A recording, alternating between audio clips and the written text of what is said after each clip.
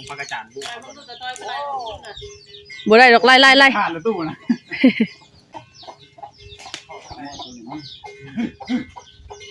ปฏิหารย์อันนี้เนาะ เป็นดีมันอะไร เอาใหม่คนแข่งไปเลยมันเต้นถึงเข้าบ่ยักเนาะไล่แล้วไม่ได้ต่อย ไปออก เปิดภาพมากับปุ๊งัวเขาสวนไล่ได้ก็บ่ได้ ง่วงกับ แล้วสิ ทางเข่าแล้วทางออกมันง่วงกับ งัวเขาสวนมันจะทางออกคือได้พี่เจ้า ว่าตอนข่าวมันเต้นคือได้ตอน บุนะ บ่มีหูเขาอยู่ มึงพักกระจานบุก บ่ได้ดอกไล่ ผ่านรถตู้นะ ก็จะต่อยไล่ก่อน หุ้ย มีประตูบอกประตูจะอัดประตูบอก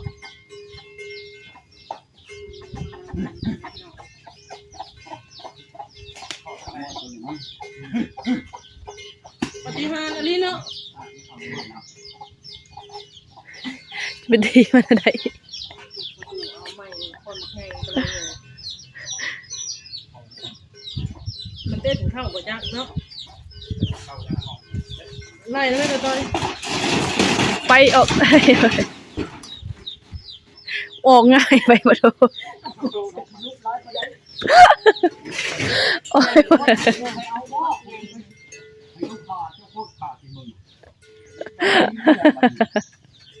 งัวกับเขา บอกประตูโง่จะซื้อหมาหรือโง่เจ้าเอง ฮะ ตัวโง่ชื่อมันหรือโง่เจ้าเอง เอาง่วงในเรือนนี่แล้ว แต่เก้าขึ้นเฮียนเนี่ย มันก็เข้า เขาไปกินใช่ไหม ใส่เข้า พูดกินข้าวตัวน่ะ เขาใหญ่ บริเวณนั้นบ่อนเขา นี่นะมันเข้าตัวนี้แล้วจะมันดองเข้า เขาบริเวณหอย เนาะ โอ้หันได้เขา เอาอ่ะนั่นน่ะนั่นน่ะลูกบุกพักกระจาดเข้านะเพื่อนมันเขา อืม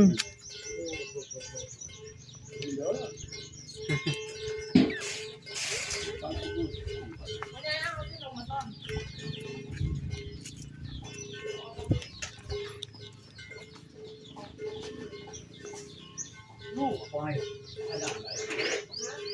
ลูกไปให้ขาด 100% เด้อ โอ้เพิ่นยังบ่เคยมีผัวมาก่อนว่าผู้สาวผู้นี้เนาะ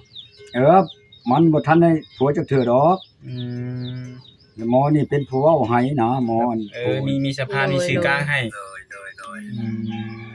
ก็ดีแล้วมาครั้งแรกครับบ่แท้นี่ จัง เนาะ ว่าแล้วฮู้ผู้เดียวได้นี่น่ะ โดย ตัวเองว่าคือว่าฮู้มัน ส่งให้เลยเด้อพอเด้อ อืม แต่ว่าประตูยังบ่ทันมีเฟซเพิ่นบ่ แหละ มีเฟซเพิ่นยังประตู บ่ค่อยขออันเบอร์มันเดี๋ยวนี้น่ะ แต่เบอร์บ่ อืม โอ้คือบ่ขอเฟซรถประตู ฮะ คือบ่เอาเฟซรถ โทรทางเน็ตโลดมันได้เห็นหน้าเห็นตา มั กัน มันบัดบ่หมอนี่บ่ชงให้นะ โอ้แสดงว่าอยากให้ประตูไปเบิ่งตัวจริงเลยบ่จักนี่ เนาะ สาวซ้ำกินฮอดสาวซ้ำกินฮอด เช้าสั่นชื่อมันน่ะ ซีซั่นดี ซีซั่น เช้าสั่น แสดงคิดว่าซั่นนั้นกูอาหารนั่น บ่ ดอก บ่ เนาะ ตัวใหญ่มาติ มันเว้ามานี่เด้นี่ ไอ้ ฟังเรื่องมันบอกมา โด สาวย ซ้ำกินฮอดสาวซ้ำกินฮอด เช้าสั่นขึ้นฮอดเช้าสั่นขึ้นฮอด โดย มันว่าเช้าชันเนี่ยขึ้นฮอดข่อยเช้าอันนี้น่ะ โดย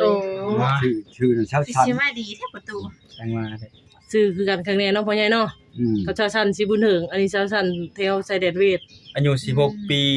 คันบอกเขาเอาดีขาดองแพงกับถูไว้ประตู เนาะ มันจะว่าของกันยันว่าของขาดองแพงหั่นนะ แพงกับถูกก็เว้าถูกต้องกัน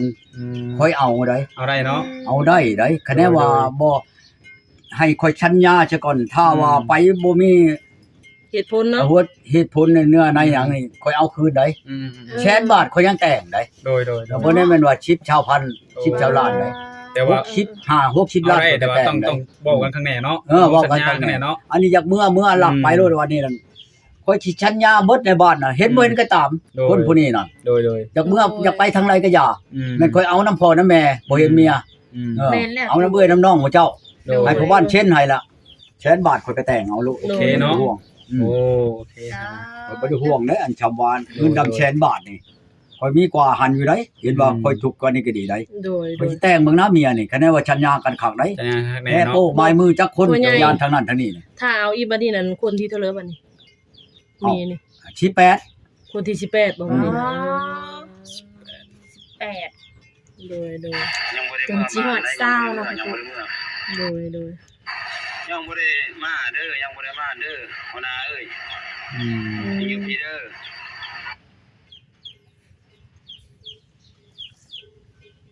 หมอนี่มันไปเฮ็ดเวียกอยู่เมืองไทยหมอนี่ กูอยู่ไทยพุ่น อยู่ไทยพุ่นหมอมันว่าคือบ่ทันเมื่อเด้อนี่ อืม ทูถามมันจะปัวแม่เฒ่ามันแต่ก่อนนั่นลงมาเลยนี่กับมันจะเฮ็ดแน่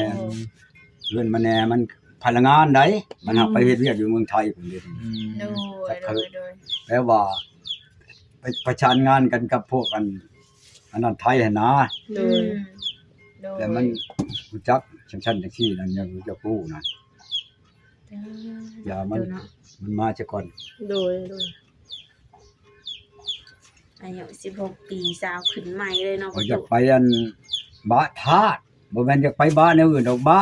อยากให้เมียนี่เอาเมียใดแล้วให้มันอยู่เมียนั้นน่ะนะ อยู่มันก็โดนเนาะ ถ้าว่ามันอยู่โดนๆไปแล้วจังสิไปแก้ เนาะ โดย มาดำ9เดือน10เดือนดำอันนี้คันอย่างต่ำให้มันอยู่ใช้วัง5ปี6ปีเนาะยังเป็นส่วนไขอยู่เลยคือช่วงชุดน่ะ6เดือน โด เออ ย คือนายโฮมนี่ก็6เดือนนี่ อืม อีอันเฮงอยู่ห้วยลาดนี่ก็6เดือนนี่ อืม โดย อีอันนั้นอีหุ้นนี่อยู่บ้านกลางนี่ก็6เดือนนี่ยังเหิงแต่อีได้ชองอีอันนาแยงนี่บ้านนั้นอันนี้บ้านนั้นนาธาตุนี่ มีผู้เดียวนี่อยู่โดนน้ำเนาะ มีผู้เดียวนี่ละเฮิงแน่ได้ชองปีนี่ได้ชองมาเข้าหักคิดได้ลูกนั่นมื้อเช้ามาทำนี่มาอันนี้นอนอยู่ได้อัน อืม อืม โด กู ย ได้นั่นคอยเต้นอยากกินก็ขึ้นมากินกินแล้วก็ลงไปนอนค่ำเลยนั่นแม่นว่า4 โมงแล้ว โดย แม่มันว่าแล้วเอาเงินให้ลูกแน่100,000 อืม เอาให้100,000 โดย วันนี้เมื่อมื้อเช้ามา100,000อันน่ะก็ดี โอ้ เมื่อละ100,000 ซ้ำจ้าง มื้อละ เนาะพ่อใหญ่ 100,000 เนาะ ขาดจักมื้อโลด ซ้ำจ้างเนาะพ่อใหญ่ เออชำจ้างมานอนเนาะ มัน บ่ เมื่ ได้ อ จ้าง เอา ไว้ ดิ จักเฮ็ดจังไดเว้นนี่ก็กรรมเว้นเนาะอยากได้เมียอยากได้ลูกอยามันจำจ้างเขา อันนี้ลูกตัวเองบ่ บ่แล้วลูกเมีย ลูกเมีย พ่อมันน่ะตายพ่อมันก็รู้จักกันกับเฮานี่ผู้มันตายนั่น มานอนเขารอดแล้วมื้อน่ะเอาเงิ บั น ดนี้ล่ะพ่อหมอนั่นตายแล้วเอาผัวใหม่บัดนี้ผัวใหม่เอาคนนั้นผู้ไทยบ้านมาบัดนี้ล่ะหมอน่ะบัดมีเมียอยู่บัดนี้ อืม มีเมียอยู่บัดนี้ล่ะป้ากันบัดนี้ป้ากันกับอันนี้ล่ะกับมันนี่ ผู้สาว สด ที่ เลยนะ หอมๆเพียง สดเด้อพ่อใหญ่ บัดนี้ล่ะป้ากันแล้วบัดนี้ล่ะมาเอาตัวเองนี่หมอนั่นเมียตายบัดนี้เมียตายแล้วมันโทรใส่กันแล้วมันได้แล้วขึ้นไปเอามันที่เดี๋ยวนี้ได้อยู่นำกันอยู่นี่ยาวมันน่ะเอาเนาะ อืม ที่ว่าชื่อเวียดอันนั้นเว้าระยะดอก โดย อันเฮ็ดบ่ชุท่าแหละนั่นได้ก็ดีเออมันยังขึ้นฮอดอยู่อันของเก่ามันน่ะเอาคืนเท่านั้นแหละ เนาะเรื่องของเขาเนาะ อืม ใครอยู่อีนี่ อยู่ เสียเงิน10ล้านกับหมูตัวหนึงมันยังอยู่ได้2 ปี โดย เอามันเขาจ้างมันมาอยู่นำปีละ5ล้านนะขึ้นไปขอกับเมียบ้านเดียวกันกับอีนายเมืองของที่นี่บ้านเดียวกันโลดครับ อยู่ละจุก แต่ นี่ ว่าอยู่ใต้อยู่เหนือซื่อ นั่นดอก โดย นี่มาอยู่2 ปีเนาะ ยาวมัน โดย ห่วยคนล่าสุดที่อยู่80,000 เข้าน่ะปีละเช้าเอาให้ลูกมันเอาตั้งแต่เดือน12พอเดือน3จะถือ2คนกินน่ะ โดย เช็ด กินน้ำขายน้ำ มา มา กิน บ่ อีก กินน้ำขายน้ เอาบ่ขายได้มา ำติด ยา นี่ เสพ เนาะ ติดบ่ขายมันสิได้บ่แต่มานี่มื้อละแสนนั่นก็ไปชื่อนั่นแหละกิน โอ้ มีอย่าง สร้างว่าได้มันก็สุดเท่านั้นแหละก็กินตัวนั้นแหละ โดย มียังก็บ่ยังเลยครับ เอง นะ ไปกินนี่นั่นไปบ่อนใกล้ๆกันแล้วให้หมอนั่นเขาไปถามอยากได้ฮู้คืนนะฮู้ให้ได้ฮู้มาได้บ่เดี๋ยวมันก็เอาทัดโพดแล้วนี่ บ่ มีหน้าแย้งเลยนะ โอ้ยังมีผูกคู่นำกันอยู่ เอา2 แผ่นพุ่น โ ถ้าอี อุ้ย หา เพิ่ ง นก็คืองามอยู่เนาะตู่เนาะ ถ้าอีหางแน่ก็ใบหนึงถ้าปูนก็ใบหนึง อืม สองถาดเนาะพ่อใหญ่ โดย ผัวเก่ามันน่ะก็รู้จักกันกับตัวเองนี่บักอันนั้นน่ะบักอันผัวเก่านั่นมันตายหมอนั่นน่ะตายแล้วก็อยู่เอาผัวเขาบ่นี่เอาบักอันนี้อันอยู่บ่อแก้วนี่นะบักอันพี่ชังแหละคือบ้านนั้นเฮาไปฮอดเฮือนผมบ่จักว่าเฮาไปหาดอกมื้อนั้นน่ะ ยุง ชื่อเพิ่นน่ะได้ บิ่ง จักแล้วก็ยาก คือคนกันนี่ ยุงก็สนุก เองกินคนอ้วนเนาะทำสิกินบ่กินไปก็บ่ลง แบ่งปันกันกินนี่แหละเนาะพ่อใหญ่ยุงกัด โดยว่ามารอบนี้ คิด ผู้ วง สาว แหละ สักหน่อยอีก สิลงไปหาหน่อไม้ได้บ่ ไปเอาลงประตูไว้ หาหน่อไม้มาแกงบ่ได้บ่มีหยังกินบ่ได้กินข้าวแต่เช้าพุ่น โอ้ย เราปานนี้ได้บ่นั่นได้ กินข้าวเช้าประตูซะนะ โอ้ ว่าย สิลงไปหาหน่อไม้แล้วบ่เจ้าบัดมานี่ บอกพ่อใหญ่ กันว่าสิกินอันนี้กับข้าวก็กินบ่ได้บัดเจ้ามาให้ พ่อใหญ่เอาก็คิดว่าเจ้ากินข้าวแล้วเฮาก็เลยเอานมมาต้อนเจ้า แนวกิน บ่พ่อใหญ่คือว่าได้ยินข่าวว่าจะหยุดถ่ายคลิปบ่ โยลูกบอกแล้วบ่ให้ถ่าย เริ่มแต่มื้อนี้บ่พ่อใหญ่บ่ ก็สิยาแล้ว ได้ฉันว่า มันบ่พอเท่าใดนะมันว่าพอเอ้ย โดย ลูกกัน ลูกบ่พร้อมก็ตามลูกแหล้วนะจ๊ะ โดยเพราะว่าเฮาก็อยู่นํลูกเนาะพ่อใหญ่เนาะ อืม มีไปเลยกับลูกซอยสู่คือนั่นนี่แหละมาไทยไทยนาเนาะพ่อใหญ่เนาะ วันนี้น่ะมันมาแกล้งมาไปแกล้งกอกมื้อนี้ ตัวเองล่ะให้เพิ่นนั่นโทรใช้เอื้อยใช้นั่นน่ะแล้วเฮ็ดจังไดอันชุมมันว่าสิเอารถมาให้น่ะก็พัดวันที่5แต่โทรใช้ก็ฮอดบ่หับเด้นั่นเมื่อยโทรเมื่อยเว้าแล้วเด้นี่น่ะมันจะหายจังก็ยังโยกบ้านชูอยู่พี่ได้บ่ชูที่อยู่มุมบ่อยู่พุ่นนั่นชูต้องมาได้บ่มาแล้วน้องตายโลได้บ่บอกเท่านี้แหล้วเนาะ โดย สิเว้านั่นใดก็แท้จริงก็โทรใช่ก็ยังบ่ได้บ่มีเครื่องมอนลูกชายโทรมาในเดือน8เด้อพ่อ โดย เดือน8ได้บ่ พ่อใหญ่ เดือน โทรศัพ 8 ท์ ก็ จะ ได้ ดังพ่อใหญ่ ฮะ โทรศัพท์ดังเจ้าใช้เสียงสั่นบ่ ระบบ มอนอันนี้แล้วมอนว่าผู้ชาวไอ้นั่นบ่ เอาครับเพิ่น สาว มันหับแล้วมันตัดเลยนั่นน่ะ มีเจ้าเสื้อหย่นบ่เบิ่งดูเครื่องบิน บ่ ไปจ้ะ ส่วนยนต์โทร ฮัลโหล นี่ น่ะเห็นบ่ เป็น วัน ยั นี้ ง กูเชื่อนั่น ก็หยอกว่าไง มันบ่ได้อันนั้น โทรมา นั่นเชื่อก็ หยอกได้บ่ เว้าดอกได้ดอกจำความเฮาโทรไปคือกัน หากเราเป็นพนักงานบ่ เออ พนักงาน โอ้สร้างว่าเนี่ยขับตบวางปรับแล้วเนาะ โดย ผู้เช้านั้นมาหามันเห็นเฮานี่นะ โดย แล้วให้เจ้าน่ะเว้าเบิ่งดูอันตู้นั่นมันค่อยอยากได้แล้วเพราะฉะนั้นเอาจับมาช่างเว้าแท้ ไปพ่อใหญ่ไปหาน้ำใหม่ ไปหาใหม่ปะ ที่นะ เปิดภาพมาอีกกะทางประตูเพิ่นชีมาซับหน่อไม้ป้าโทหน่อไม้หลายแฮงอะไรพ่อแม่พี่น้องพุ่นน่ะป้าหน่อไม้งามอะไรผูกแกงนี่หวานมื้อน่ะสาวสันแกงให้กินน่ะแซ่บเนาะหวานคักอะไรของเพิ่นมีสูตรของเพิ่นแกงแล้วก็แซ่บพุ่นน่ะหน่อไม้นี่ของกินนี่บ่ยากลงมาจากเทิงเทียงนี่แหละลงมาใส่นี่คือหน่อไม้ของกินเลยพุ่นน่ะเบิ่งขางนี่ขากอะไรพุ่นน่ะพูหน่อไม้แต่บางคนก็เจ้าก็บ่มักเนาะก็บอกอีกอย่างหนึงบางคนก็บอกพิษพยงพยาธิบ่กินแล้วก็กินพิษนี่ก็กินหน่อไม้อันนี้ก็ปวดแข้งปวดขาไปว่ะบางคนดอกเนาะไก่กานาหุงมันก็เต็มอยู่ปาดโถคักเลย เตรียมมาแล้วเอาไหมมาสิ ไปว่าสิลัดไปทะให้ประตูหน่อย โอ้ยมาหาหน้าไม้หามาช่วยประตูหามาช่วยประตู ไม่บ่เนาะ บ่ เป็นประตูเอาข้างในคุณบ่ เอาตัวได้ โอ้ประตูมันซับอยู่บ่ล่ะเดี๋ยวว่าสิรับซับให้ว่าประตู ก็ว่าสิลัดก็ได้ประตู เอาซับให้บ่ เอ้ยหน่อใหญ่ทั้งหน่อทั้งหลุมพี่ใหญ่คักเลยใหญ่ยังหลุมพี่ตุใหญ่คักหนองหลุมพี่จะมายืนอยู่พี่จะมายืนอยู่หลุมผู้มันยังคักกว่า เอาประตู เอาง่ายกว่า ไปตู้มันนี่แหละ ประตูมัน ผากผู้บ่สิละเจ้าไปจับเพิ่นแล้วพอเราไปผากผู้ลายค่ะผากผู้มันลายน่ะมันใหญ่ผากผู้มันใหญ่ บางทีเอาตัวจะซักจะกินไม่ได้ไหม เราลงคือแล้วเนาะ มันบ่ลงบ่ได้ดอกแต่ว่าไปชับเบิ่งหน่อย ชับพระคุณชับพระคุณ พวกนี้อยู่ลุมพด นั่นแหละเต็มอยู่ทางหลุมพุ่นน่ะ ปีกเนาะลงดิ ฮักแล้วบ่ประตู เสียมชับเอา เพราะมันจะเป็นแบ่งฮักรถนะพ่อใหญ่จะจงไว้มาการเน่าที่ มันกินบ่ได้เนาะ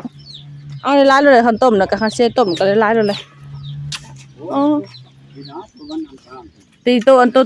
นี่โตนี่บ่สิรัดอันนั้นไหม นี่นะนี่เอาไว้มันจะ อันโตเขาบอกนั่นแล้วอันนั้นแหละตัวนั้นแหละเขาบอกนะ เรามาซีเน่าที่ซื้อได้นี่นะ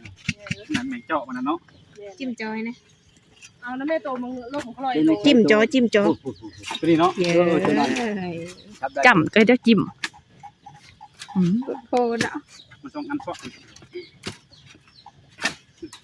หน้าจอกับมืดทุกคนเลยเว้ย งัดทางงัดคักอะไรกู งัดตั้งงัดสิป้าไงน้องไม้ประตูลายดิ เนี่ยก็นอนบนโต๊ะเลยครับ เมียกับโบแกงให้กินแซ่บเนาะประตู สั่งว่า เนาะ แจ้งแล้ว คือสาระน้อยแท้บ่คือสาระน้อยก็บ่สิรัดแท้ แจ้งแล้วก็ลูกขึ้นมากินลูกกินยาแล้วมันก็บ่รอดกินแทน จอ บ่นอนน่ะมันก็ไปกินก่อน ได้นอนนี่บัดนี้ พี่ พอแล้วบ่ คือสิพ่อแท้ บ่ได้พ่อใหญ่อิ่มแล้ว บ่ละยา ป้าอะไรบ่ มันก็จะหน่อยแท้นี่ตะโปะ2อันน่ะ กินคนเดียวเนาะประตู คักเนาะตัวอยู่นี่โอ้น้ำมัน นี่เอาตัวหมดครบเอาหมดครบนะ น้อง ตัว ไม้พ่อใหญ่นี่แบบนี้ก็ได้นะพ่อใหญ่เนาะนี่น้องไม้เจ้าแบบนี้เนาะเอาแม่ตัวเจ้าบางทีนี่นะจังหน่อยมันนั่นได้ ใช่ เอาตัวจับกินนี่ดิเอาตัวยาวๆนะ เราเน่าทิ่มพ่อใหญ่ ดูได้ นั่นแหละมันตั้งแม่นเราเป็นแมงทิ่มซื่อได้เอาแม่ บ่ดีบ่ แม่นเด็กเด็กกำลัง แม่ จะ ง เป็น แม่งเจาะได้มันบ่ แมงเจาะอันนี้ ครับเอา บ่ซับแล้วโอ้ ก็ ปันใดสิกินเนาะประ ทำ ตู ไมก็ได้กิน20,000แล้วเนาะพ่อใหญ่เนาะ ต้มบัดนี้ สบายเนาะลงมาแล้วก็จับเปาะอยู่นี่ บอกมีใช่ประตู บ่ได้ปอกบ่ได้ทากาบเลยบ่ จังหวะนี้คือ บอกอยู่เชิงบ่ แล้วประตูบ่ซั่นน่ะ ช้าอยู่อันนั้นจะไปใส่ก่อน ยากเนาะเดี๋ยวเอิ้นประตูสิไปทางโพดเดี๋ยวจะไปสิเบิ่งให้ผูกไว้ที่ ผู้เวียนแล้วตัวใหญ่มันเวียนแล้วก็แล้ว แม่คนเมียน เกินพันเอาไว้ก็วางชั่วโมง2ชั่วโมงก็มาแล้ว โอเคซะเนาะทางเสมอเองก็สิได้ขอตัวปิดคลิปก่อนเนาะทางโฟโต้ก็จะเอาหน่อไม้ขึ้นไปปอกเลยเนาะพอกันคลิปหน้าเด้อเนาะถ้าผิดพลาดประการใดขอโทษขออภัย FC หลายเนาะ